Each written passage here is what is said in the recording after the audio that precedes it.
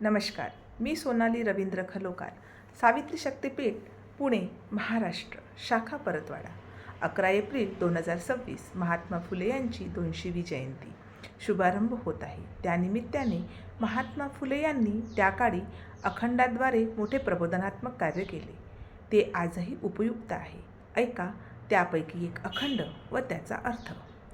आपहितासाठी सत्याने वर्तावे, सुमार्गी लावावे भावंडास. तुझी वर्तणूक आधी कर नीट, दुर्गुणाचा वीट खरे सुख. मानवी सुखास वाटेकरी होती, फळास भोगिती सर्वांसह. मानवाचा धर्म सत्य खरी नीती, बाकीची कुनीती ज्योती म्हणे. जाणून घेऊया या ओळींचा अर्थ.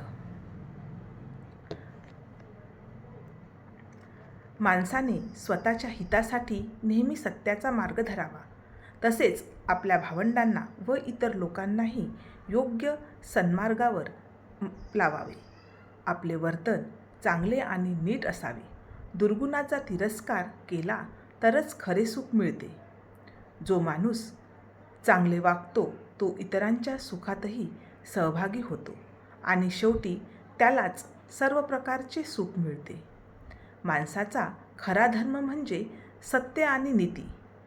बाकीचे जे चुकीचे मार्ग आहेत ते कुनीती आहेत, असे ज्योतिबा फुले म्हणतात.